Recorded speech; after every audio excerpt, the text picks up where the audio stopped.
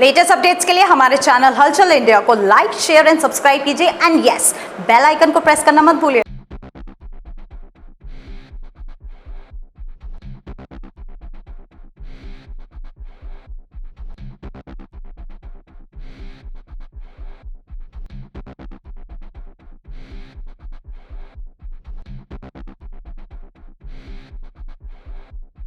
अपने अपने राम कुमार विश्वास का 21, 22, 23 नवंबर को श्री राम कथा का यहाँ पर वाचन है पिलखवा में। और पिलखवा में जो वाचन है 3 दिवसीय है, ये अपने अपने राम के तहत श्री राम कथा दिखाई जाएगी। और इसका जो आयोजन किया गया है नगर पालिका अध्यक्ष पिलखवा विभू बंसल के द्वारा किया गया है। सबसे पहले हम आपको व्यवस्था दिखाएंगे कि किस तरह से विभू बंसल के द्वारा इस श्री राम कथा के वर्णन की तैयारियां की गई हैं। और ये तैयारियां काफी अलौकिक हैं। और ये तैयारी दिखाइए दीपांशु, किस तरह से यहाँ पर ये अलौकिक तैयारियां हैं। और ये अलौकिक तैयारियां कुछ इस तरह से हैं जहां पर आपको लग रहा होगा कि ये मार्बल से बना हुआ है या पत्थर से बना हुआ है, तो ये केवल और केवल हैंड टू हैंड यहाँ पर जो कि पिछले 20 दिन से तैयारियां चल रही हैं थर्माकोल के द्वारा ये स्टेज बनाया गया है। और किस तरह से तैयारियां ये पिछले 20 दिन से चल रही हैं और आयोजन किस तरह से होगा, पूरा का पूरा विवरण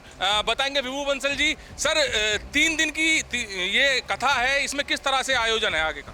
सर्वप्रथम मैं जो है हमारे जो पिलखवा के आन बान शान और पिलखवे के लाल आदरणीय बड़े भाई कुमार विश्वास जी को बहुत बहुत धन्यवाद और उनका अभिनंदन करता हूं कि उन्होंने हमारे निवेदन को स्वीकार किया और पिलखवा में अपने अपने राम का आयोजन 21, 22, 23 को होने जा रहा है।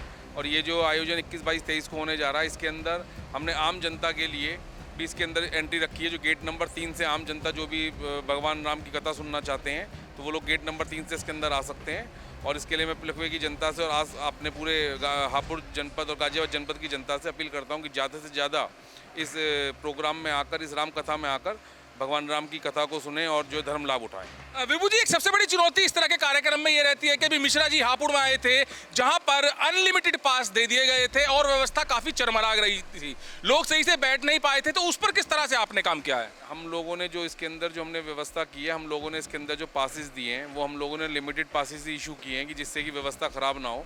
और जो हमारा गेट नंबर 3 से जो हमने एंट्री रखी है उसके अंदर पंडाल के अंदर भी लगभग उसके अंदर हमने 3-3.5 हज़ार लोगों की संख्या है जो आम जनता उसके अंदर आराम से बैठ सकती है। और पीछे हम लोग LED वगैरह लगा देंगे, अगर सब पंडाल फुल हो जाएगा तो लोग आराम से खड़े होकर भी जो है राम कथा का जो है आराम से उसका जो है आनंद ले सकते हैं। अच्छा, कितने लगभग लोगों के आने की यहाँ पर आशंका है? व्यवस्था आपने कितने लोगों की सीटिंग की गई है? पूरा का पूरा कितना यहाँ पर चेयर्स वगैरह लगाई गई हैं? लगभग 8 से 10 हज़ार लोगों की जो हमने सीटिंग की व्यवस्था की है यहाँ पर, जो हमने व्यवस्था की है। और हमें लगता है कि भाई लगभग 15,000 के करीब की संख्या यहाँ पर रहनी चाहिए। अच्छा, एंट्री पास के द्वारा ही होगी जिससे कि व्यवस्था बनी रहे? एंट्री गेट नंबर 1 और गेट नंबर 2 से एंट्री पास के द्वारा होगी, क्योंकि काफ़ी जो है VVIPs भी इसमें कार्यक्रम में सम्मिलित होने की मेरे को संभावना है। और जो गेट नंबर 3 है वो आम जनता के लिए, उसमें कोई भी आराम से उसके अंदर वो आ सकता है। लगभग कितने बजे से कल शुरू हो जाएगा? कल ये 4 बजे से 7 बजे तक का कार्यक्रम रहेगा और लगभग 3:30 बजे से एंट्री ओपन हो जाएगी।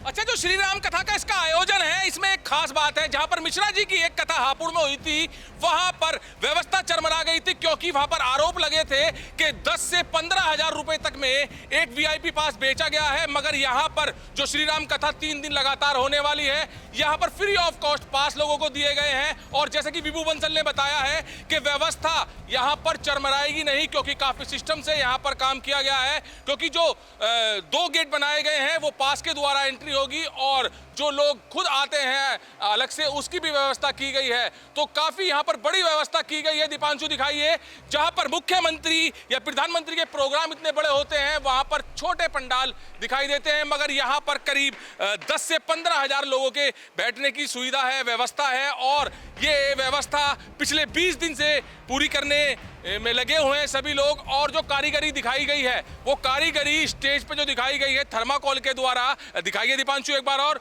ये कारीगरी बिल्कुल शोभनीय है, काफी अच्छी है। और ये जो कारीगर आए हैं सीधे बंगाल से आए हैं, क्योंकि बंगाल के लोग यहाँ पर पिछले 20 दिन से इस स्टेज को बनाने में लगे हुए हैं। और स्टेज की खास बात मैं आपको दिखाता हूं।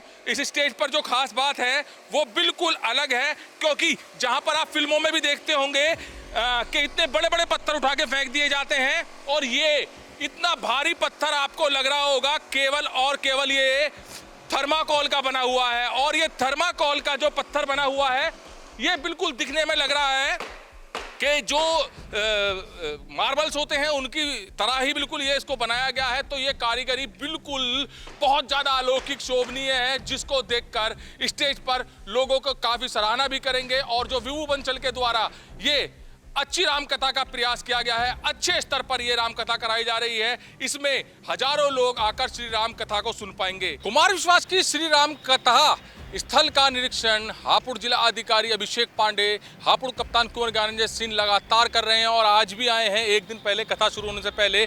और सबसे बड़ी बात है कि जो सबसे बड़ी चुनौती पुलिस की व्यवस्थाओं को है वो है पार्किंग को लेकर, और पार्किंग की क्या स्थिति है इस पर सबसे पहले ध्यान हापुड़ कप्तान दे रहे हैं और जायजा कर रहे हैं कि किस जगह पार्किंग की जगह बनाई है, स्थल पार्किंग स्थल कहां पर बनाया है। और सभी पुलिस अधिकारियों को यहां पर स्थल पर एक मीटिंग रखी गई, किस तरह से सुरक्षा व्यवस्था के यहाँ पर इंतजाम रखे गए हैं और उनको आदेश दिए कि किस तरह से इस कथा का सफल आयोजन कराना है। कैमरामैन दीपांशु के साथ सुशील शर्मा, हलचल इंडिया।